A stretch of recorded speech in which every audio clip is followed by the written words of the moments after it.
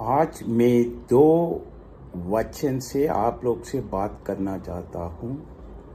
एक है, हमारे कलीसिया में 10 मिनट के लिए 3 बार कोई भी यदि हमारा याचक नहीं तो उपयाचक बाइबल से बताना होगा। उसमें पहले वाले में हमारा सवाल होगा, यीशु मसीह हमारे लिए क्या किया है। उसमें 10 मिनट हमने बाइबल वचन से हम बोलना है।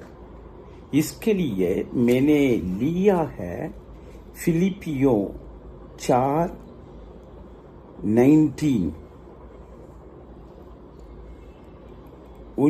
में वैसे लिखा है कि मेरा परमेश्वर भी अपनी उस धन के अनुसार जो महिमा सहित मसीह यीशु में है तुम्हारे हर एक गट्टी को पूरी करेगा।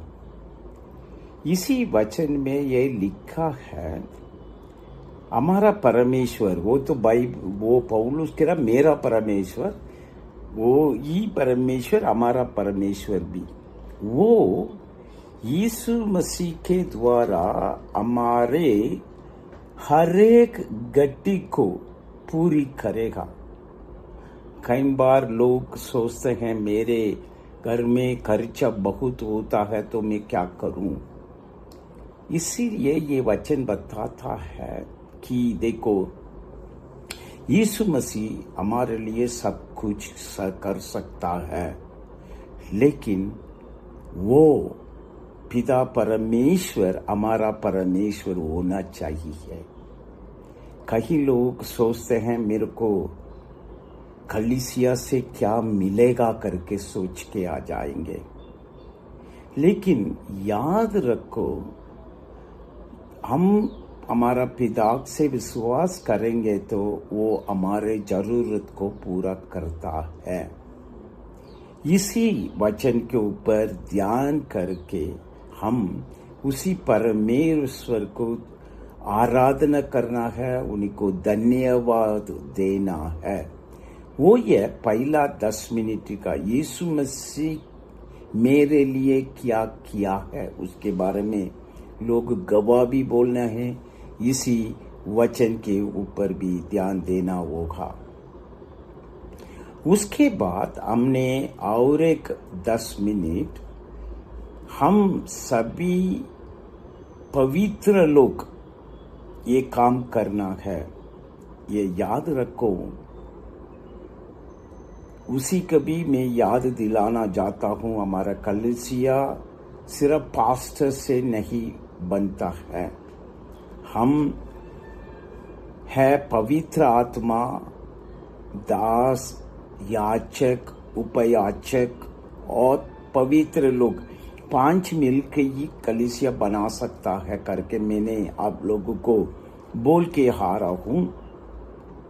उसी प्रकार पवित्र लोग को 5 काम में भी मैं बोल के आ रहा हूँ। उसी 5 काम आप लोगों को अच्छी तरह मालूम होना चाहिए। एक है कि मैं यीशु मसीह के बारे में सभी लोगों को बताना है। दूसरा है, दूसरे लोग मेरे को देखेंगे तो उन्हीं लोगों को ये मालूम होना चाहिए कि यीशु मसीह का मैं देख रहा हूँ, इसलिए हम भी मॉडल है। तीसरा है, हमने नया लोगों को लेके आना है कलीसिया में। 14 है, हम हर महीने, मैं तो सोचता हूँ कि आप लोग कम से कम 500 रुपया देना शुरू कीजिए। हमने 10वां के बारे में बात नहीं करते हैं, लेकिन अंत में मैं आप लोगों को बताना चाहता हूँ, परिवार प्रार्थना वो जरूर करना है। मैंने देखा है कहीं घर में क्या होता है, मम्मी यीशु मसीह को ग्रहण करती है, पापा नहीं करता है।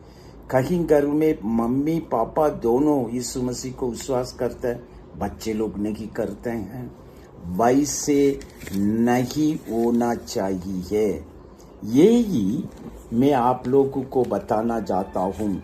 इसके लिए हमने देखेंगे दूसरा तीमुथियु अध्याय 1 है वचन 5। उसी में पौलुस ने लिखा है कि मुझे तेरे उस निष्कपट विश्वासी के शुद्धि आती है। हमारा विश्वास, इसमें पौलुस कह रहा है, निष्कपट विश्वास होना चाहिए। कई बार क्या होता है, कलीसिया में विश्वास कर रहे करके हम कलीसिया में आके मेरे को कलीसिया में क्या मिलेगा, उसके लिए लोग आते हैं। मैं चंगा पाने के लिए ही सिर्फ आते हैं, नहीं तो मसीह लोग कुछ पैसा देगा करके आते हैं।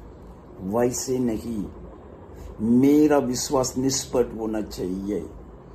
इसमें लिखा है निष्पट विश्वास के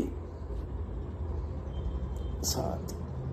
वो विश्वास उन्होंने कह रहा है जो पहले तेरी नानी लोइस और तेरी माता यूनिके के में था, और मुझे निश्चय है कि तुझे में भी है। याद रखो, खानदान हम मसीह में होना चाहिए। कई बार हम मसीह को ग्रहण नहीं करते हैं, करेंगे तो भी कोई ज्यादातर औरत विश्वास करती है, आदमी लोग नहीं करते हैं। फिर ये दोनों शादी करते समय ये सोचते हैं हमने तो मसीह में शादी नहीं करना है करके सोचते हैं। इसी सभी चीजों में हम ध्यान रखना होगा। हम खानदान यीशु मसीह के लोग होना चाहिए, तभी तो हम हमारे गांव को बदल सकते हैं, हमारा देश को बदल सकते हैं। कई बार हम सोचते हैं कि हमने यीशु मसीह को ग्रहण करना है क्योंकि स्वर्ग लोग जाने के लिए। हम भूल जाती हैं कि इसी दुनिया के बारे में। इसलिए मैं आज आप लोगों को बताना चाहता हूँ, सबसे पहले यदि गांव में परिवर्तन आना हम जाते हैं तो पहले हमारा परिवार मसीह में आना है। हमारा पूरे घर के लोग उसी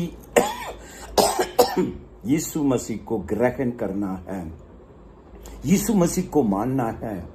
रोज घर पे बाइबल पढ़ के उसी यीशु मसीह के द्वारा हमारा पिता परमेश्वर को हम आराधना करना है, उन्हीं के लिए जीना है। क्योंकि हमने देखा है कि वो पिता परमेश्वर हमारे गम्मी गड्डी को यीशु मसीह के द्वारा पूरी करता है। इसी बातों को आप लोग ध्यान रखे, याद रखो। हम भी हमारे परिवार, फिर हमारा गांव, फिर हमारा देश, सब चीज यीशु मसीह के लिए होना चाहिए। प्रार्थना करेंगे। पिता परमेश्वर, आपके वचन के लिए हम धन्यवाद देते हैं। आपके वचन के अनुसार हम जीने के लिए आप मदद कीजिए। यीशु मसीह के नाम से मांगते हैं, आमीन, आमीन, आमीन।